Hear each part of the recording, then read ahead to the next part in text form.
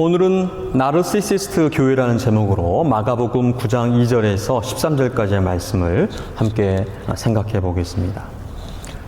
가이사랴 빌립보에서 주는 그리스도시요 살아계신 하나님의 아들이시다는 그 베드로의 위대한 신앙 고백이 있은 후에 예수님께서 비로소 인자가 많은 고난을 받고 장로들과 대제사장들과 서기관들에게 버림받아 죽임을 당하고 사흘 만에 살아날 것을 가르치셨습니다. 그리고 베드로의 신앙 고백 위에 교회를 세우실 것을 약속하시고 선포하셨습니다. 엿새 6일이 지났습니다.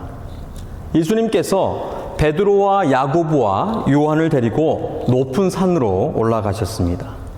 공관복음, 마태, 마가, 누가복음 모두 오늘 본문의 이 사건을 기록했는데요. 마태도 엿새 후라고 기록을 했습니다. 그런데 누가복음에는 이 말씀을 하신 후 8일쯤 되어 예수께서 베드로와 요한과 야고보를 데리고 기도하시러 산에 올라가사라고 기록을 했습니다. 마태와 마가는 6일 후라고, 하지만 누가는 8일 후라고 이렇게 기록하여서 그 차이가 있는데, 아마도 누가는 사건이 일어난 그 당일 날을 포함해서 기록을 해 8일이라고 기록을 한 것 같습니다. 그리고 과거의 기억과 증언을 더듬어서 기록했기 때문에 정확한 날수가 다를 수 있습니다. 어떤 사람들은 이것을 성경의 오류라고 지적하지만 예수님께서 죽으신 후에 사흘, 3일 만에 부활하신 그 날짜, 그 수는 중요합니다. 하지만 오늘 본문의 이 날수는 그다지 중요하지 않습니다. 예수님께서 베드로와 야고보와 요한을 데리고 높은 산으로 올라가셨습니다. 누가복음에 의하면 기도하러 올라가셨다라고 말씀합니다. 그런데 이곳에서 변형되셨습니다. 변화하셨습니다. 완전히 변신하신 것입니다. 3절 말씀에 그 옷이 광채가 나며 세상에서 빨래하는 자가 그렇게 희게 할 수 없을 만큼 매우 희어졌더라라고 기록을 하고 있습니다. 마태복음은 그들 앞에서 변형되사 그 얼굴이 해같이 빛나며 옷이 빛과 같이 희어졌더라라고 기록을 했고, 누가복음은 기도하실 때에 용모가 변화되고 그 옷이 희어져 광채가 나더라라고 기록을 했습니다. 머리끝부터 발끝까지 빛난 광채로 자체 발광하셨습니다. 그리고 그 곁에 모세와 엘리야가 함께 서서 대화를 나누었습니다. 모세와 엘리야, 이 두 사람 모두 구약의 위대한 그런 신앙의 위인들로, 모세는 1500년 전 사람이고 엘리야는 900년 전 사람입니다. 모세는 120세에 죽었는데 신명기 34장에 보면 그의 눈이 흐리지 아니하였고 기력이 쇠하지 아니하였더라라고 기록하고 있습니다. 죽지 않고 살 수 있었는데, 죽을 때가 아직 안 되었는데 기력이 남아있음에도 하나님께서 모세를 데려가셨다라고 기록을 합니다. 엘리야는 열왕기하 2장에 보면 그는 죽지 않고 하늘로 승천했다라고 말씀합니다. 모세와 엘리야 두 사람 모두 하나님 나라와 영생을 상징하고 경험한 그러한 사람들입니다. 모세는 율법을 대표하고 엘리야는 예언을 대표합니다. 누가는 유일하게 예수님과 모세와 엘리야 대화의 내용을 기록을 했습니다. 영광 중에 나타나사 장차 예수께서 예루살렘에서 별세하실 것을 말할세, 누가복음의 기록입니다. 이 사건을 통해서 성경이 말씀하고자 하는 것, 마가가 전하고자 하는 것, 그것은 예수님께서 율법을 완성하시기 위해서, 또한 예언을 성취하시기 위해서 이 땅에 오셨다는 것입니다. 그 율법의 완성, 그 예언의 성취는 우리를 구원하시기 위함입니다. 하나님 나라와 천국을 이루시기 위함입니다. 이 성취와 완성은 십자가에서 죽으심으로 이루어지는 것입니다. 이 십자가 대작전에 대한 전략회의가 있었으며 하늘의 승인이 있었음을 오늘 본문이 말씀하고 있습니다. 짙은 구름이 몰려와 뒤덮으며 그 속에서 소리가 있었습니다. 이는 내 사랑하는 아들이니 너희는 그의 말을 들으라. 누구의 소리였을까요? 바로 하늘 아버지 하나님의 말씀이었습니다. 그리고 소리도 사라지고 구름도 사라지고 모세와 엘리야도 사라졌습니다. 예수님과 베드로와 야고보와 요한만 남았습니다. 산에서 내려오시며 또다시 예수님께서는 베드로와 야고보와 요한에게 함구령을 내리셨습니다. 그들이 산에서 내려올 때에 예수께서 경고하시되 인자가 죽은 자 가운데서 살아날 때까지는 본 것을 아무에게도 이르지 말라 하시니, 베드로와 야고보와 요한은 신비한 체험을 했습니다. 하나님의 음성을 들었고 모세와 엘리야를 보았으며 변화하신 예수님의 모습을 보았습니다. 예수님이 하나님의 아들이시며 십자가 죽음으로 그 예언과 율법을 성취하시고 완성하신다는 하늘 아버지의 승인이 있었으며, 무엇보다도 죽으신 후에 부활하신 그 부활의 영광을 미리 이들에게 보여주셨습니다. 자체 발광하시는 예수님의 그 모습은 십자가에서 죽으시고 사흘 만에 부활하신 그 부활체의 모습이었던 것입니다. 이 부활에 대한 신비를 비밀로 지키라, 이렇게 예수님께서 말씀하셨습니다. 그런데 제자들은 여전히 이 예수님의 말씀을 잘 이해하지 못했습니다. 그들이 듣고 싶은 대로만 들었고 그들이 바라는 것만 생각을 했습니다. 바로 정치적 메시아를 바랬습니다. 로마를 전복시키고 황제와 유대 지도자들을 그 발 앞에 꿇어 엎드리게 하고 이스라엘의 왕으로 이스라엘을 구원할 메시아를 제자들은 꿈꿨던 것입니다. 그래서 그들이 보았던 것을 사람들에게 알리고 싶어 했습니다. 그래서 예수님께 묻습니다. 그들이 이 말씀을 마음에 두며 서로 문의하되 죽은 자 가운데서 살아나는 것이 무엇일까 하고 이에 예수께 묻자와 이르되 어찌하여 서기관들이 엘리야가 먼저 와야 하리라 하나이까. 구약 성경을 연구하는 서기관들이 메시아가 오기 전에 엘리야가 먼저 오리라고 했는데 그 이유가 무엇입니까? 예수님께서 죽은 자 가운데서 살아난다고 하는 것이 이스라엘의 회복과 구원이 아닙니까? 라고 묻는 것입니다. 이에 예수님께서 이르시되 엘리야가 과연 먼저 와서 모든 것을 회복하거니와 어찌 인자에 대하여 기록하기를 많은 고난을 받고 멸시를 당하리라 하였느냐. 그러나 내가 너희에게 이르노니 엘리야가 왔으되 기록된 바와 같이 사람들이 함부로 대우하였느니라 하시니라. 한글 성경이 좀 복잡하고 어렵게 번역을 한 것 같습니다.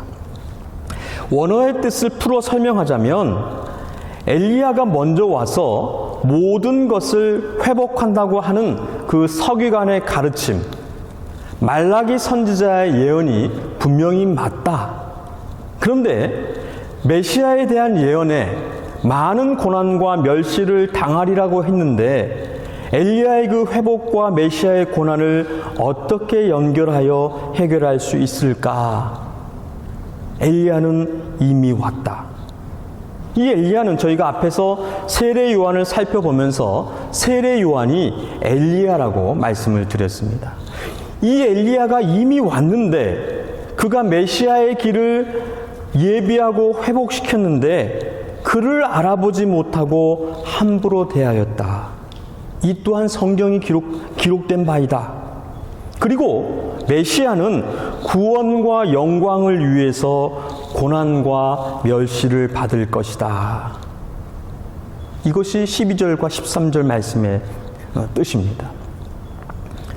제자들이 생각하고 바라던 메시아와 메시아로 오셔서 전하고자 하는 예수님께서 친히 전하고 계시는 그 메시아가 완전히 달랐던 것입니다. 예수님께서는 제자들을 향하여서 정신 차리라고, 꿈 깨라는 말씀을 하셨습니다. 그런데 제가 주목하는 구절은 지금까지 언급하지 않고 아껴두었던 5절 말씀입니다. 이 5절을 다 함께 읽어보도록 하겠습니다. 함께 읽겠습니다. 베드로가 예수께 고하되 랍비여 우리가 여기 있는 것이 좋사오니 우리가 초막 셋을 짓되 하나는 주를 위하여 하나는 모세를 위하여 하나는 엘리야를 위하여 하사이다 하니. 또 베드로입니다. 베드로가 또 나섰습니다. 며칠 전 가이사랴 빌립보에서 너희는 나를 누구라 하느냐라는 그 예수님의 질문에 일방으로 베드로가 대답을 했습니다. 그리고 예수님께서 베드로를 칭찬하셨지만 동시에 꾸지람도 받았습니다. 예수님은 베드로의 그 속내를 아셨습니다. 그런 베드로가 또다시 속내를 드러내고 예수님께 고했습니다. 예수님, 여기가 너무 좋습니다. 예수님께서 신비한 모습으로 자체 발광하시고 위대한 위인 모세와 엘리야와 내가 함께 할 수 있다니 제가 본 것이 진짜입니까? 이것에 대한 증거를 남기고 이곳에 오면 또다시 이런 경험을 할 수 있도록 초막을 지었으면 좋겠습니다. 우리가 짓겠습니다. 지난주일 전교인 수양회로 2박 3일간 온 교회가 또 성도님들이 큰 은혜와 감동을 누렸습니다. 또다시 가고 싶다 하는 분들도 계셨고 저는 매주 수양회를 갔으면 좋겠다고 생각을 했습니다. 마치 이런 그런 기쁨과 감동이 아니었나 생각해 봅니다. 아니 더한 그 황홀경에 그 은혜와 감동을 계속 베드로는 유지하고 싶었던가 봅니다. 몹시 무서워서 무슨 말을 했는지 횡설수설했다라고 고백을 합니다. 너무나 신비한 일, 너무나 경이로운 일을 경험해서 정신줄을 놓고 생각 없이 본심을 말했던 것입니다. 이 베드로의 본심, 베드로의 속내는 이곳에 이 높은 산에 하나님 나라, 예수님의 그 왕국을 건설하고 이스라엘을 통치하자는 것이었습니다. 예수님께서 전하시고자 한 그러한 메시아가 아니라 베드로가 생각한 정치적 메시아를 꿈꾸면서 그 왕국을 이곳에 짓고 싶습니다라고 그의 본심과 속내를 드러내었던 것입니다. Once upon a time, 아주 오랜 먼 옛날 호랑이 담배 피던 시절 한 꽃미남 청년이 있었습니다. 이 청년은 수많은 여성들의 마음을 설레게 하는 흠모의 대상이었습니다. 하지만 그 어느 누구의 마음도 받아주지 않는 철벽남이었습니다. 이 청년은 문 여성들의 시선과 관심이 귀찮아서 깊은 산속으로 들어가 홀로 살았습니다. 어느 날 사냥을 하다가 지치고 갈증이 나서 한 옹달샘을 찾아 목을 축이는데 깜짝 놀랐습니다. 물 속에 너무나도 아름다운 청년이 있었기 때문입니다. 조각가도 같은 모습에 정신없이 바라보며 감탄을 금치 못했습니다. 그리고 그 물 속의 사람과 사랑에 빠졌습니다. 매일 이 옹달샘에 와서 물 속의 사람을 바라보며 입을 맞추었고 꼭 껴안으려고 했습니다. 하지만 그럴 때마다 그 사람의 모습이 흐려지고 사라졌습니다. 사랑을 고백하며 속삭였지만 아무런 대꾸를 하지 않았습니다. 결국 이 청년은 애가 타 식음을 전폐하고 그 샘물 곁에서 죽고 말았습니다. 그리고 그 죽은 자리에 한 송이 예쁜 꽃이 피었는데 그 꽃이 바로 수선화입니다. 이 청년이 바로 그리스 로마 신화에 나오는 나르키소스입니다. 자신과 사랑에 빠진 나르시시즘의 주인공입니다. 나르키소스는 물에 비친 자신과 사랑에 빠진 자기애가 과도했던 나르시시스트였습니다. 나르시시스트는 흔히들 자기애가 과도한 사람을 가리킵니다. 사람은 누구나 모두 자기애를 가지고 있습니다. 이 자기애는 건강한 정체성과 자신감을 갖도록 합니다. 예수님께서도 내 이웃을 내 몸과 같이, 내 자신과 같이 사랑하라 하시면서 자기를 사랑하는 그것을 바탕으로 한 이웃을 사랑하라 이렇게 말씀을 하셨습니다. 하지만 나르키소스와 같은 나르시시즘적 자기애는 과도한 자기 중심적 자기애로 다른 사람과 공감받지도 못해 그 대인 관계가 어렵습니다. 소위 왕자병, 공주병으로 왕따 당하기가 쉽습니다. 정신병리학에서는 나르시시즘적인 인격 장애로 과도한 자기 중요감, 타인에 대한 공감 부족, 그리고 타인을 이용하려는 경향을 나타냄으로써 사회적 관계에서 갈등을 자주 일으킨다라고 분류합니다. 이런 나르시시스트들의 특징들이 있는데요. 나르시시스트의 특징, 첫 번째, 과도한 자기 중심적 생각입니다. 나는 특별하며 다른 사람보다 더 우월하다고 느껴서 세상의 중심에 서 있고 내가 모든 결정과 흐름을 주도해야 합니다. 그래서 자신의 성취와 능력을 과장하고 자신만이 더 나은 대접을 받을 자격이 있다고 생각을 합니다. 그 결과 다른 사람들이 자신을 인정해주지 않으면 과민하게 반응을 합니다. 두 번째는 공감 능력의 부족입니다. 다른 사람의 생각이나 감정은 중요하지 않습니다. 다른 사람의 고통이나 어려움도 중요하지 않고 무관심하거나 둔감하고 나의 고통과 어려움에는 아주 민감하게, 남이 아프면 무관심이지만 내가 아프면 난리가 납니다. 세 번째는 인정 욕구입니다. 끊임없이 칭찬과 인정을 받아야 합니다. 칭찬이 부족하면 불안감을 느끼고 상대방에게 공격적인 태도를 보입니다. 늘 오냐 잘했다 이렇게 해줘야 자존감을 찾고 그렇게 해주는 사람과만 대인관계를 맺으려고 합니다. 네 번째는 관계의 착취성입니다. 나르시시스트는 자기 목표와 목적을 이루기 위해서 다른 사람을 이용합니다. 다른 사람의 그 생각이나 감정은 신경 쓰지 않고 내가 원하는 것을 얻기 위해서 사람들을 도구처럼 여기고 이용합니다. 그래서 이들이 주로 사용하는 그 대인 기술이 소위 말하는 가스라이팅입니다. 사람의 그 심리나 상황을 교묘하게 조작해서 통제하고 억압합니다. 다섯 번째는 질투와 부러움입니다. 나르시시스트는 다른 사람의 성공을 시기하고 자신보다 뛰어난 사람을 질투합니다. 소위 남 잘 되는 꼴을 못 봅니다. 사촌이 땅을 사면 배가 아픈 격인 것입니다. 반대로 자신은 늘 다른 사람의 부러움의 대상이 되어야 합니다. 그래서 자신을 우상화하고 신격화합니다. 마지막 여섯 번째는 오만함입니다. 자신이 남들보다 뛰어나다는 생각을 가지고 있으며 타인을 무시하거나 경멸하는 태도를 보입니다. 나보다 남을 낮게 여겨야 하는데 낮게 여깁니다. 이러한 오만함 때문에 대인관계가 어렵습니다. 그런데 저는 이러한 나르시시즘이 비단 사람에게뿐만 아니라 교회에도 있다고 생각합니다.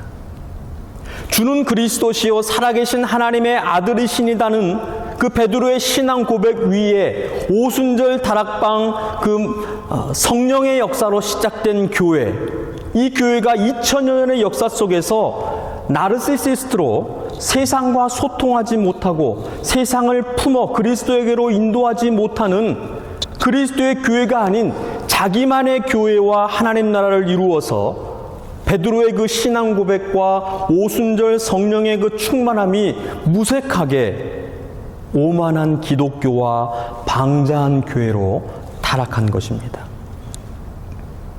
로마의 박해 속에서 순교를 각오하며 지킨 초대교회의 그 믿음과 복음은 보이지 않고 나타나지 않는 것 같았지만 점점 더 사회 전반에 깊숙이 유대인과 이방인, 예루살렘과 유대를 넘어 소아시아와 유럽, 로마 통치 아래에 있는 전 지역의 여러 민족과 열방 가운데 퍼지며 하나님 나라가 이루어져 갔습니다. 그리고 313년 콘스탄틴 황제의 밀라노 칙령으로 기독교가 공인되고 교회가 신앙의 자유를 얻어서 보이지 않던 성도와 교회가 음지에서 양지로 나오기 시작을 했습니다. 황제의 지지와 지원으로 교회는 급성장했고 로마는 십자가와 교회로 물들었습니다. 황제가 섬기는 그리스도 앞에 온 로마가 엎드렸습니다. 로마 주변의 다른 민족들은 로마로 편입되어지기를 원하며 로마인이 되기를 바랬습니다. 그들도 로마 황제, 로마가 섬기는 그리스도에게 엎드렸습니다. 국가가 교회 앞에 엎드렸고 교회는 권력과 재물을 손에 쥐고 오만함 속에 성경 위에 굴림에서 하나님의 말씀을 왜곡했습니다. 은혜와 구원이 하나님이 아닌 교회에게서, 교회의 수장인 교황에서 나온다고 가르쳤습니다. 정치와 경제, 군사 문화가 교회의 손아귀에서 교회를 중심으로 편성되어 교회가 다스렸습니다. 교회가 나르시시즘에 빠진 것입니다. 약 1000년 동안 나르시스트 교회가 역사를 굴림하고 지배했습니다. 그리고 1517년 10월 31일 마틴 루터의 95개조 반박문이 독일 비텐베르크 성당 정문에 붙인 것을 시작으로 종교개혁이 본격화되어져서 다시 초대교회로 돌아가려는 교회의 몸부림이 있었습니다. 지난주 10월 31일 세상은 할로윈으로 곳곳에 제코 랜턴 불이 밝혀지고 다양한 커스튬으로 분장한 아이들이 집집마다 돌면서 트릭 올 트릿을 외치며 초콜릿과 사탕을 구걸했습니다. 하지만 그날은 종교개혁 507번째 기념일로 그리스도께서 머리가 되시고 그리스도가 몸된 교회가 1000여 동안 나르시시즘에서 벗어나 정신을 차리고 솔라 스크립투라 오직 성경으로, 솔라 그라티아 오직 은혜로, 솔라 피데 오직 믿음으로를 외치며 교회의 참된 주인과 구원의 참된 주체이신 그리스도를 상기하며 고백하는 날이었습니다. 그런데 과연 지금 이 시대의 교회가 종교개혁의 기치를 따라서 오직 성경, 오직 은혜, 오직 믿음을 고백하며 예수 그리스도의 복음을 수호하고 전하면서 살아가고 있습니까? 혹시 제2의 종교개혁이 필요한 나르시시즘적 교회로 다시 변질되고 타락하여서 그리스도가 없는 교회, 그리스도의 가르침을 잃어버린 교회, 세상과 담을 쌓고 자기애로 가득해 세상의 시선에는 아랑곳하지 않고 마이웨이만을 고집하여 구원의 기회를 놓치고 버리는 교회는 아닙니까? 적어도 우리 더 새로운 교회는 그러지 않았으면 좋겠습니다. 교회를 권력으로 삼으려고 하고 수단으로 삼으려고 하는 정치적인 목적, 입신양명의 통로로 삼지 않았으면 좋겠습니다. 교회 안에 세상을 향하여서 군림하려고 하고 남을 낮게 여기고 섬김을 받으려고 하는 낮은 자가 아닌 높은 자가 되려고 하지 않았으면 좋겠습니다. 우리 교회만 살려고 하는, 잘 되고 자랑하려고 하는 나르시시스트가 되지 않았으면 좋겠습니다. 예수님께서 다시 한번 분명하게 말씀하십니다. 인자가 온 것은 많은 고난을 받고 멸시를 당하기 위해서라고. 우리를 사랑하셔서 구원하시기 위해서 대신 죽으신 것이라고. 나를 따라오려거든 자기를 부인하고 자기 십자가를 지고 나를 따르라고 주님께서 말씀하십니다. 주님께서 너무나 사랑하셔서 성도와 교회로 부르신 여러분, 우리 모두 자기 애로 그리스도를 잊고 구원할 세상을 잊고 오직 나와 내 교회만의 만족과 유익만을 추구하는 나르시시스트가 되지 않기를 간절히 소원합니다. 나보다 남을 더 낫게 여기며 겸손과 온유와 오래 참음과 용서로 서로 섬기는, 세상을 섬기는 교회와 성도 되시기를 간절히 소원합니다. 성령께서 하나 되게 하신 것을 힘써 지키는 주님의 몸된 교회를 힘써 세우며 우리를 너무나 사랑하셔서 십자가에서 죽으신 예수님을 힘써 사랑하시는 여러분 되시기를 주님의 이름으로 축원드립니다.